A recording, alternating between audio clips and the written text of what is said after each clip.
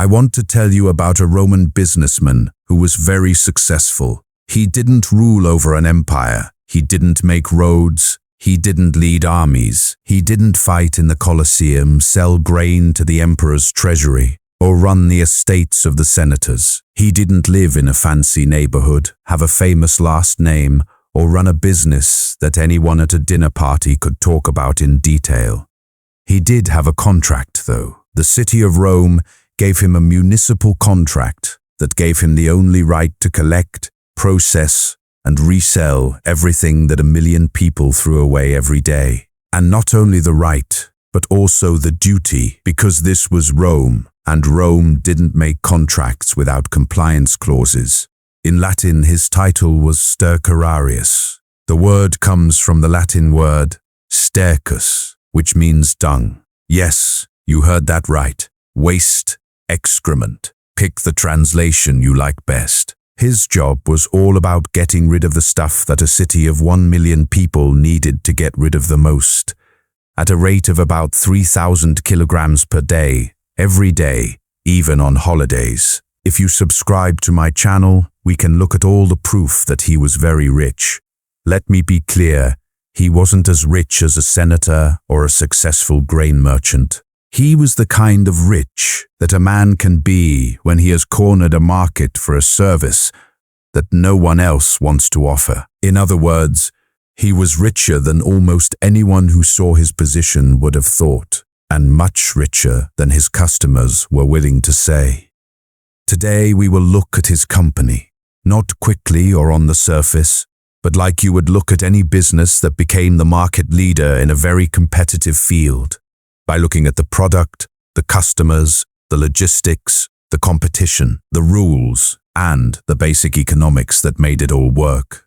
The stercorarius business model is one of the most elegant commercial structures Rome ever made, once you get past the obvious surface issue. And knowing this gives you an important insight into how cities really work that most books on city planning don't bother to include. Let's get the books out.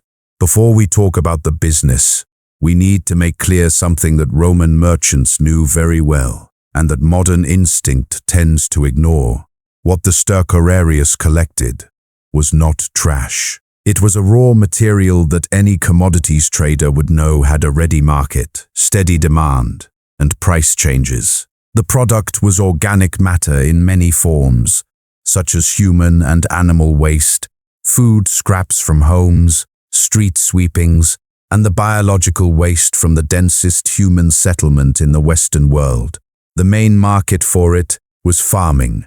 This is what made this business possible in the real world of farming. Farming in Rome was hard work.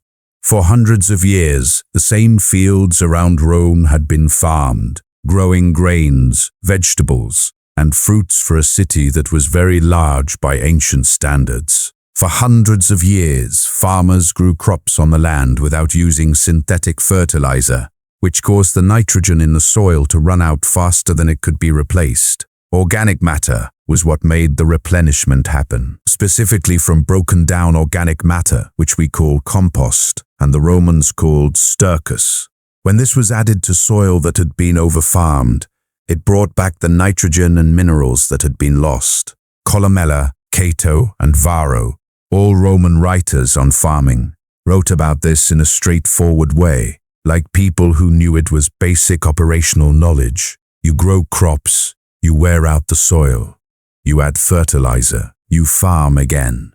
The other option is crop failure, which is not just a theoretical problem in a city of 1 million people.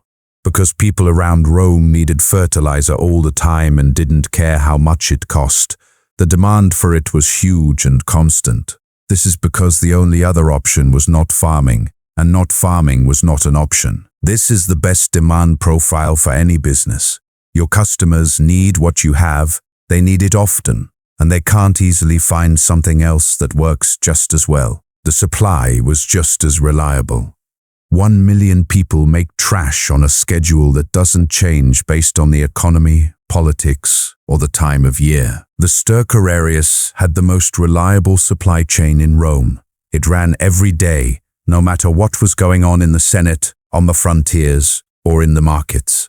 It was important to know the specific value of each waste stream in order to understand how to collect them. Human waste, especially old and processed human waste, had the most nitrogen and was therefore the most useful for farming. Animal waste from horses, mules, and oxen was also useful, but not as much. Street sweepings and food waste had a lower but still positive value as bulk organic matter that made the soil structure better, even though they didn't add as much nitrogen. So, the stercorarius didn't just have one product, it had a whole range of products, and the prices for each grade were different in the agricultural market outside the city walls. The business was complicated because it had to sort, process, and match product grades to what buyers needed.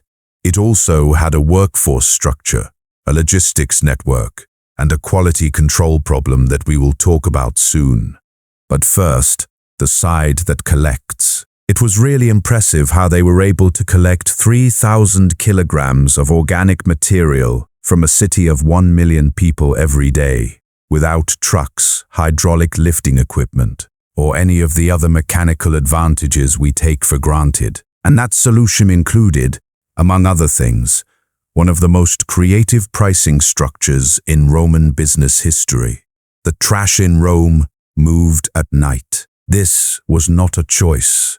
It was a rule. Julius Caesar made a law that limited heavy cart traffic in Rome during the day. This was because the number of commercial vehicles on the city's narrow streets during the day had caused gridlock that was a real public order problem. The carts that picked up trash, heavy, slow, mule-drawn vehicles loaded with material that was both dense and, let's say, fragrant, were some of the most limited types of daytime traffic.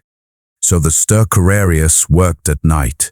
His collection teams went through the city from about sunset to the first few hours of the morning. They had to cover every street, apartment building, commercial property, and public restroom in a city whose streets weren't planned in any modern sense of the word. Instead, they had grown naturally over hundreds of years into something that would have stumped any routing algorithm you tried to use. There were two main parts to the collection infrastructure. The first was the cesspit network under the apartment buildings, or insulae, where most of the people in Rome lived. These cesspools had to be emptied every so often. They were too full and caused structural problems for the building. The smell became a problem for tenants because it took too long to empty the building, which was a big deal in a building where everyone lived on top of everyone else. The stercorarius, or one of his subcontractors, would empty these cesspits on a regular basis, load the waste onto carts, and take it to processing sites outside of the city.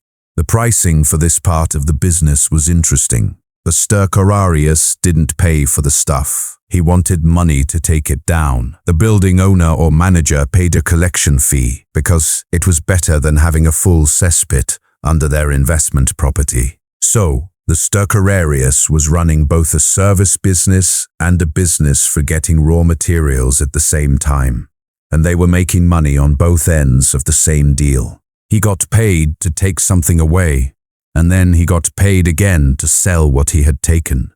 I want to be completely clear about how great this business model is. He got paid to collect things and then got paid for the things he collected. His cost of goods sold was basically zero. He got paid twice for moving the same product. If you told a modern logistics entrepreneur about this structure, they would want to know how to copy it. The second part was the public latrine network, or foricay, which we have talked about before, but which is important here because of how much waste they produced. A big public toilet that hundreds of people used every day made a lot of high-value organic material. So, the contract to collect from the public latrines was a very important part of the stercorarius's business, and the city sold these contracts at auction from time to time. The fleet that worked at night needed a lot of money. You couldn't start this business with just a wheelbarrow and a dream. You needed carts, mules, harnesses, and the right containers and tools for cesspit extraction. The initial investment was real, which made it hard for new businesses to get started and helped established operators stay in business. There could have been new competition, but it needed money that most Romans didn't have, lying around looking for ways to invest in the waste sector. As expected, the majority of the workers were slaves or freedmen, who were doing the lowest paid jobs in Rome's labor market. The smell, which was bad even for a city that smelt bad, along with night work, hard work and social stigma, made this work that free people avoided whenever they could. The stercorarius managed a workforce whose working conditions were extreme, even by Roman standards. They worked when the rest of the city was sleeping to keep a system running that the city couldn't live without and didn't want to think about. The processing took place outside the walls. The material was moved, sorted by quality, and aged to make it more useful for farming. This is because fresh waste is not as good as fertilizer as processed waste, which Roman farmers knew from experience even without the microbiology to explain why. Then it was sold in bulk to the farmers who were waiting for it, and the buyers were ready, because the timing of when fertilizer was available was important to the farming calendar. The stercorarius, who could guarantee delivery of a certain amount of processed material at a certain time during the growing season, was offering something more valuable than the man who could only deliver when the city had extra. In the fertilizer supply chain, reliability was worth a lot. But this is where the business really gets interesting. The stercorarius couldn't work without competition. I promise you that the competition in the Roman waste market is more intense than you think. There were other people besides the stercorarius who were interested in Rome's trash. The fullers, who we have seen in other contexts as the people who clean fabric, needed urine specifically, and they got it through their own network of jars on street corners. This was a separate waste collection system in the same city that focused on a different part of the same waste stream and served a different end market. The fuller's collection and the stercorarius's collection sometimes crossed paths in ways that Roman commercial law would have called a dispute, and a modern operations manager would have called a channel conflict. There were also people who worked on their own, people who didn't have contracts, didn't have set routes, and didn't have the money to buy a proper fleet, but who still entered the waste collection business by taking advantage of opportunities, like picking up trash from buildings whose contracts had expired, from street deposits that the regular collection had missed, or from the gaps in the organized system that any large logistics network always creates. These operators offered lower prices than the contracted services, didn't always deliver, and were a constant pain for anyone trying to run a professional waste collection business. Rome's usual response to this was to make rules. The contracts for municipal waste were only valid within the areas they covered. It was against the law to run a competing collection service in a contracted zone without permission, and the aediles could handle the case. As with all Roman business rules, whether enforcement was consistent depended on how seriously the magistrate took his job that year. But the framework was there. There was also competition from a completely different group, the buyers of agricultural goods. Some big farms and estates outside of Rome had their own ways of collecting, which meant they didn't have to use the professional stercorarius at all. A villa with enough money and workers could set up its own carts in key places around the city, pick up materials directly, and take them to the estate's fields without having to go through anyone else. This vertical integration took away the stercorarius's profit on the sales side because the farm didn't pay anything for the material it collected directly. However, the farm had to pay for the collection, fleet maintenance, and labor costs, which the professional operator was better able to spread across multiple customers. The economics of direct collection versus contracted supply changed based on the size of the farm, how close it was to the city, and the price of fertilizer at the time. For big farms, direct collection made sense when fertilizer was in high demand and prices showed it. When prices were lower, the professional operator's economies of scale gave him an edge. Every year, the market found its balance. But the most interesting competition wasn't between the stercorarius and the farmers or the independent operators. It was between different stercorari who were bidding on the same municipal contracts at auction. The censors or the aediles ran the contract auctions, which were open to the public and happened every few years or so, depending on the type of contract. Winning a big waste contract, like the right to pick up trash from a large part of the city or the public latrine network, was a big deal for a business. If a competitor got it, you would lose a main source of income that your whole business was based on. Roman businesses didn't always compete with each other based on price and service quality. There is sufficient evidence in Roman legal and literary sources to indicate that contract auctions across various industries were susceptible to bid manipulation, collusion among established operators, and the exploitation of political connections to sway outcomes. I don't have any specific written proof that waste contract auctions were rigged. I have strong reasons to think that they were not immune to the same problems that plagued every other major contract auction in Rome. In the most careful way possible, I'm saying that the Roman waste management industry was competitive in ways that went beyond just business. The men who ran it for long periods of time probably didn't do so just because they offered good service and low prices.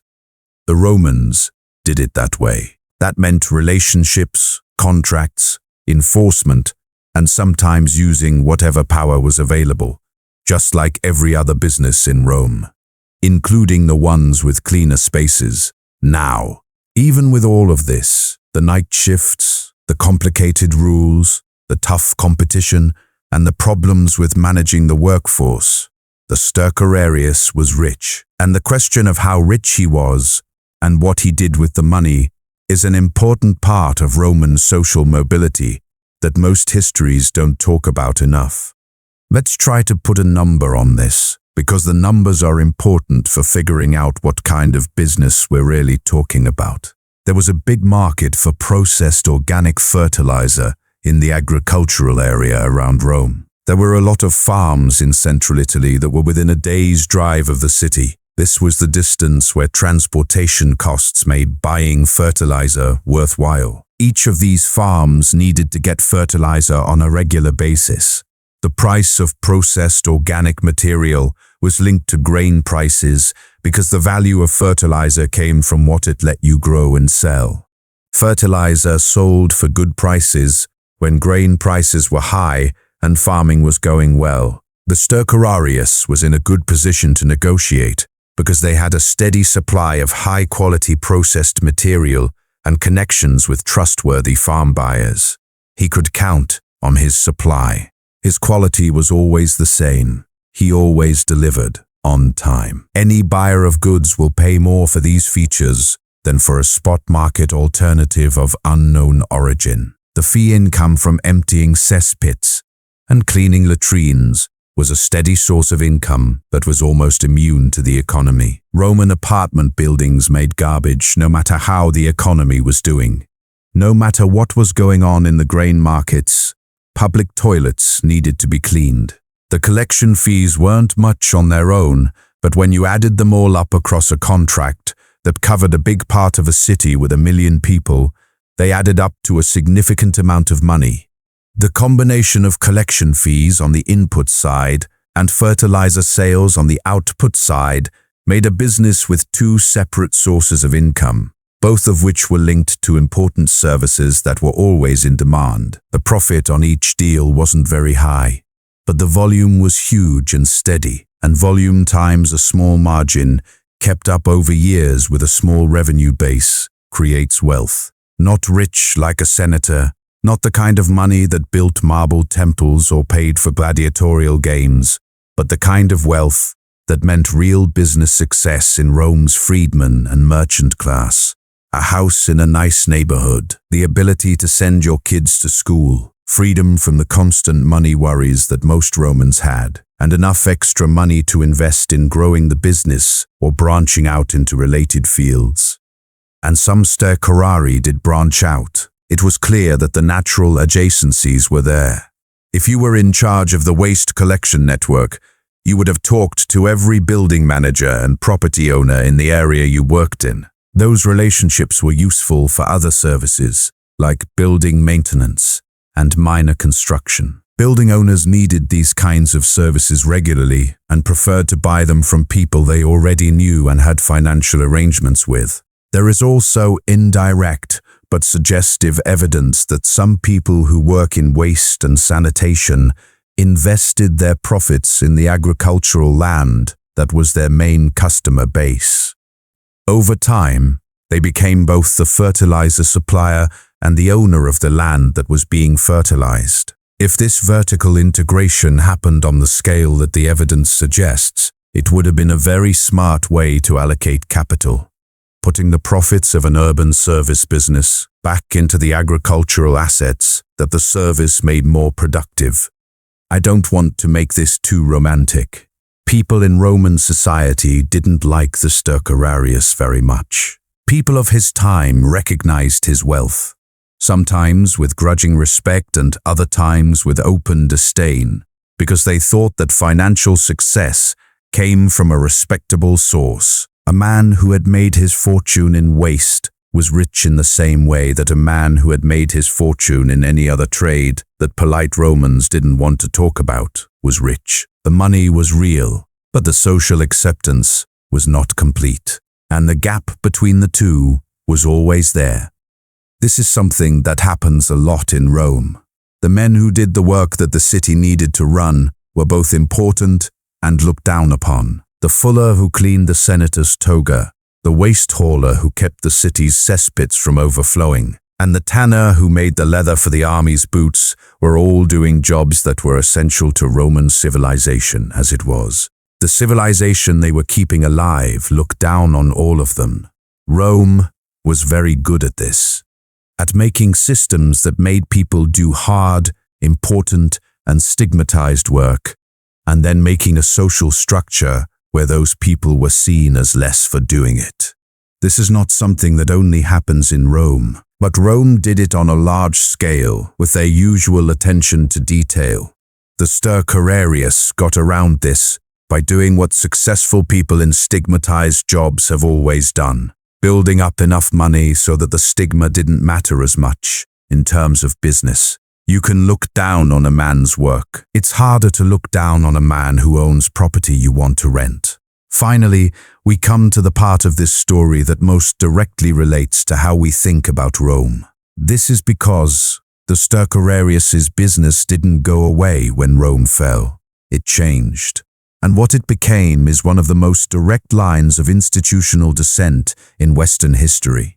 When the Western Roman Empire's government fell apart in the 5th century, most of what we think of as Roman urban civilization fell apart as well. The aqueducts were not kept up. The public baths are no longer open. The roads got worse. The contracts, auctions, and enforcement mechanisms that had kept business running fell apart when the institutions that had run them stopped working. The waste collection business, which was run in an organized Roman way, also fell apart.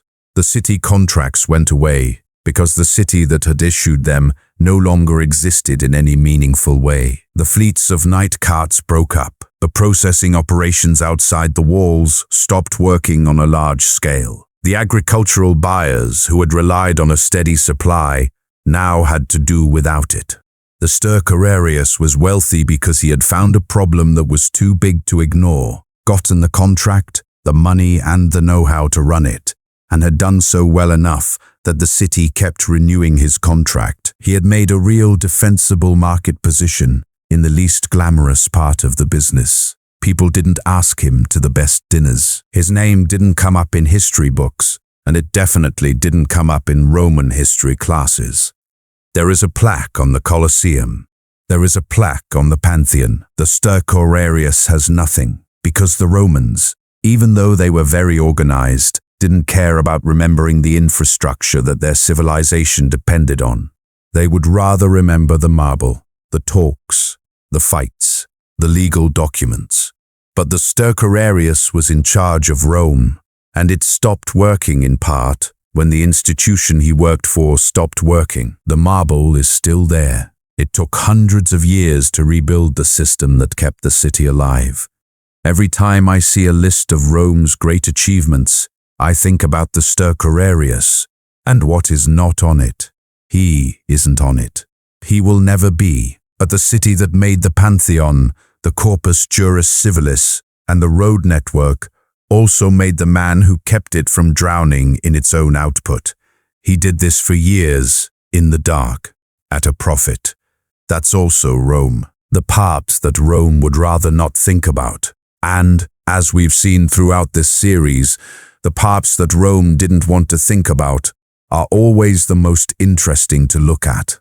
Sign up now and I'll take you to the next story, which is about firefighters, a group that sounds much more heroic at first glance. Men ran toward buildings that were on fire in a city that was mostly made of wood and had tightly packed islands where a fire could spread from one end of the block to the other before most people even woke up. The part about being a hero is real, but heroism tends to hide something about Rome's firefighters. They lived shorter lives than gladiators, not as tall as men whose job it was to get stabbed in front of paying customers.